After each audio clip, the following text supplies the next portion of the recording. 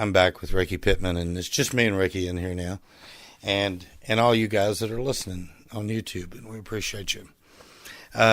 Rickey and I got to know each other in a left-handed way through the great Jed Marham, and he will always be a bond between you and I guess, as we may know each other for the next 30 or 40, 50 years of our lives, but Jed will always be there in the mix. But let's talk now, not about how we met, but about this gentleman. So tell us, everybody, where you're born and raised. First of all, let's start there. I was born and raised in Dallas. Okay. All right, cool. And was part of the Led Zeppelin generation. You graduated in 72, basically. Went to W.T. White? I went to W.T. White, I sure did. Okay. And tell us about your days in Dallas and when you, up to the point of when you left Dallas, how Dallas influenced you musically and what you did musically during that period. I was able to hear some great concerts when I was in Dallas. Saw Jimi Hendrix and Led Zeppelin and 10 Years After and Spirit and Mountain and a bunch of great groups, and that inspired me. But I also got to hang around some other musicians that one group played a club there called the Phantasmagoria. It was a teenage club. So, they weren't serving alcohol or anything, but they were really good. They were called the Zigzag Freak Streak String Quartet was their name. Yeah. And I got to meet with the guys, and one of the guys I'm still talking to a little bit after all this time, But so I got to hear some local groups, and I played in bands there. In Dallas? In Dallas. So you were in the music business in Dallas. You were beginning. Yeah, as a teenager, yeah. My father taught me to play by ear, country music. So you started in country. Mm-hmm. At a very young age. And now, to me, what I hear, I don't really hear you as country. I hear you much more what I would consider traditional folk to Acadian. Or, am I wrong? No. Actually, I have several different shows I do in my music tours. I have a show just for Veterans Day, to honor our veterans. Right. I do Scots-Irish shows. I do country shows. And then, like I did tonight, folk and Americana. And Americana, to me, covers so much ground because it's really the roots of blues, rock, country, and folk. All is rooted in that title. Make Americana great again. There you go. We've got the shirts to prove it. I've even got one of the shirts for you. Good deal. Let's go back to your days in Dallas. You're playing in bands.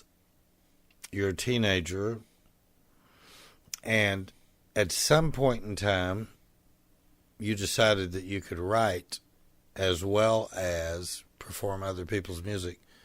Tell me about that day. That time. That day happened. I'd always written poetry, and one group I was in, it was called the Notary Public there in Dallas, and great title. We SMU there recorded a single that I wrote called "I Don't Understand You," so SMU helped us with that. So that was my first recording, experience. And the writing. So I've always written poetry and liked to turn it into music, and of course playing with my father with the country music so much, the structure of the country songs lends itself to poetry, to ballads and things. And but I really started writing my songs like you heard tonight a little bit before I met Jed. So much later, not as much a teenager, later. Right? And up until that time, let me bridge that spot, and we're going to come up to where you started writing. There was a gap there. Now, was that gap filled with music, or was it filled with just life? Just life. So you did music and came back to music. Yes. A lot of people have done that. Now, take from when you started writing. Let's talk about that. And well, it was with I started writing a lot, and it was before I met Jed, and Jed was sharing songs with me, and his songwriting inspired me to do even more songwriting myself. And so since I met Jed, which was probably back in 2005.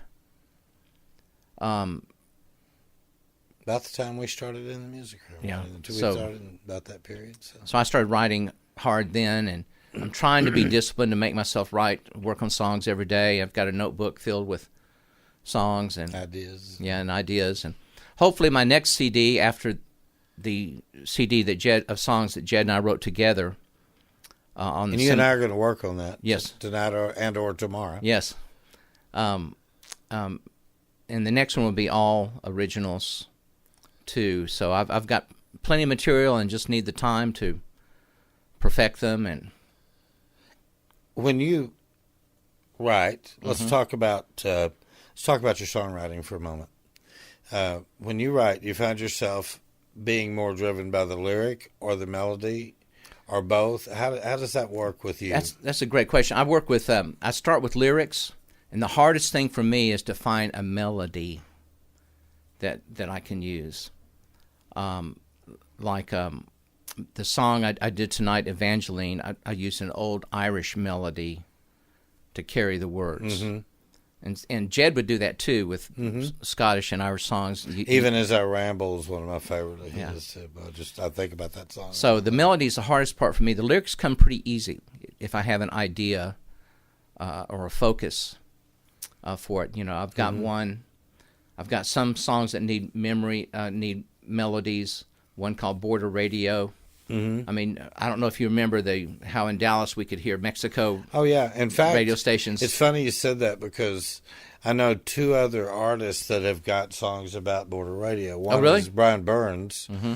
We recorded a song in here that was very interesting. Right before Brian stopped doing shows, we have a few artists whose voices or things have had problem with later, that we ended up getting some of the last recordings of. Bugs we got the only recording of Bugs solo. I mean, we have the only recordings of Bugs, and we have some great recordings of Jed.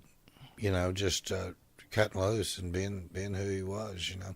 But you're back to your songwriting, and you tend to go lyrically first, and then you hunt for that melody.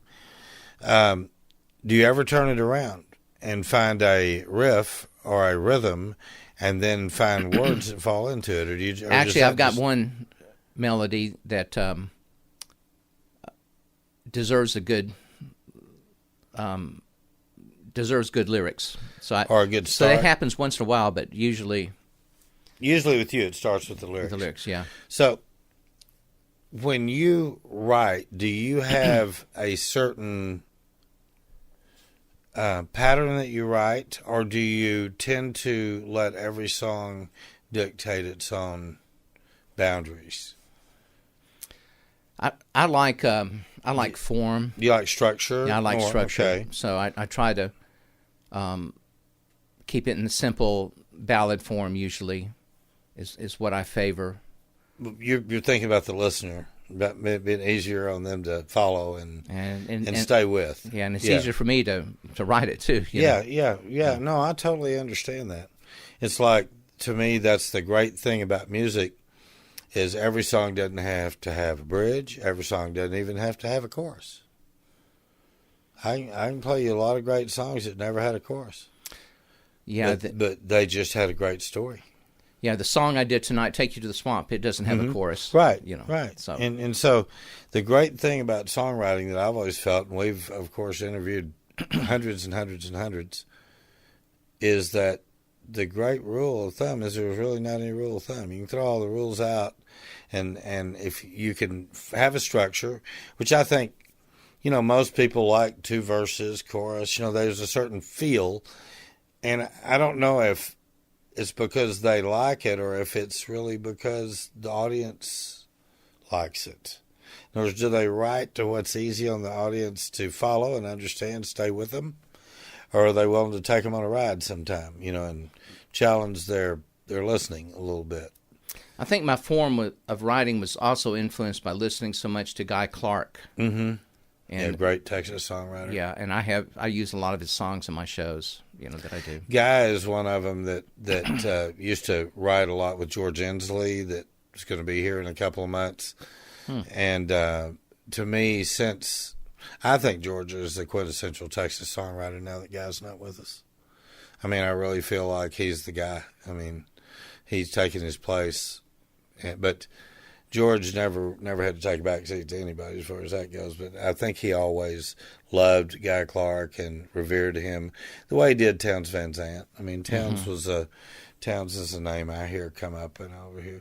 So speaking of that, tell me about who your influences are songwriting, other than Guy Clark, let's say. Well, Townes Van Zandt Okay. is another, and Jed Marham, has greatly influenced my songs. Yes. And we wrote several songs together. Mm-hmm. Eric Clapton. He had some really good stuff. His guitar playing influenced when I was playing rock music. Old greatly. slow hand.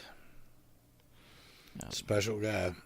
I remember seeing him, the first time I saw him was in the Yardbirds. Mm-hmm. Didn't know who he was at the time, but realized it after the fact, Yeah, he was with John Mayall, too, wasn't he? He was with John Mayall later. He was at the Yardbirds like 63, 64. Because he and Jimmy Page were in the band together dominantly, and then Jeff Beck came in with them. All three of them were in the band only on one song. That was Over, Under, Sideways, Down. But all the other songs had two of the three. Beck wasn't in the band as long as the others, but it's just, again, that rock and roll history that's intriguing, and how different combinations of things came up. You talk about John Mayall, Delaney Bonney and Friends. Again, Eric played with them. He also even did a stint with Mad Dogs and Englishmen there for a few months, where he was touring with Joe Cocker, And he just went and basically sat in as a part of the band with Joe Cocker for a while. But that's because they were all buddies. They all were. Eric lived at that time. He had a place in Tulsa, and he lived up there near where Leon Russell lived. And so he was, even though he was British, he had strong ties to the Tulsa music community for a long, long time. And you see him pop up over and over with Leon, with people associated with him. Carl Rattle, Don Preston, Link Ray, all those guys. All of a sudden they're showing up playing with Clapton, and it looks like Tulsa's invaded England there for a while, I think with lyrics, too, Hank Williams influenced me greatly. My dad and I played those songs so much that I can almost recite most of them. And there were so many great songs that Hank did. I agree with you. He probably influenced, probably influenced every songwriter that's come since him. Mm-hmm. Were you, when growing up in Dallas, you had mentioned your dad a certain fan of a certain type of music? Definitely country music. Definitely country. Did he like Bob Wills as well? Like swing music? Yes. Yeah. I was raised on country music. Every Saturday night in Dallas, we'd listen to country music and then wrestling. Yeah, oh yeah. Remember Gorgeous George? Yes. And Fritz Von Erich. And all those guys, yeah. Yeah, at the Sportatorium, if I remember right. Dewey, what was his last name that owned the Sportatorium? Dewey Groom. Yeah. That's who it was. Yeah, Dad took me to the Sportatorium, and also when they had concerts there to see like Charlie Pride and other country musicians. And there's a lot of great country artists played their first shows in Dallas in the Sportatorium. I remember it because that was the first time I saw the lead guitarist do what I call chicken picking, with a pick and the finger, and I thought, I can do that. So I tell you, Roy Clark was good at that. Roger Miller was good at that. Roger Miller was one of the great songwriters, in my opinion, but it's also one of the great musicians, Okay, and so all these guys, and your dad, I can tell everything he listened to influenced you because you were playing that with him. How did that feel growing up playing with your dad? Looking back on it now, how did you feel then, and how do you feel now in contrast? I wish I'd paid more attention. Now it didn't bother me then. I liked it. We would go play. My brother on drums and me on either bass or guitar or mandolin. He taught me to play mandolin too. Was bass your first instrument? No, Guitar. Guitar was. Okay. It was a catalog guitar, a Sears silver tone. Oh man, I had one electric, yeah. And we would go play at homes and hospitals and things like that. And so we were a little Pittman show for quite a while. That's really what music is. I mean, music started that way, where you're going out and you're playing for others, for their comfort. And I talk to people a lot today. They don't get it. The young people played on their porches. They played in their parlors and on their porches. A parlor was where people gathered in their house. They don't have parlors in houses anymore. It's just a great room or a big screen TV, and they're all buried in their phones. We were buried into situations, Yeah. I think that's why so many great songs came out of the generation that you and I both represent, which is really two close generations. They're late 60s and early 70s, And in your musical style, who would you say has influenced your style of playing more? Would it be your dad or? For the country, yes. For the country music I play, yes, definitely. What about for the swampier things? The folk and the Americana, broad as it is, probably Jed was the biggest influence on that. Now let's talk about something you and I are going to work on here for a minute, and that's to bring this album to a completion and be able to get it out there. What would you like from that? What would be your goal? My goal is to make one more memorial of Jed's work and my work with Jed for this Seminole War event that we have worked so hard for. So I want to make something lasting that they would want. Now let's talk about that real quick, so that people that are coming into this and they're only listening to this interview, tell about that Seminole War and how you and Jed got started in that and what it actually is. Jed found out about it and went down there one year by himself, and then he started taking down me to Florida now, right? Yeah, down to Okeechobee, Florida. Yeah.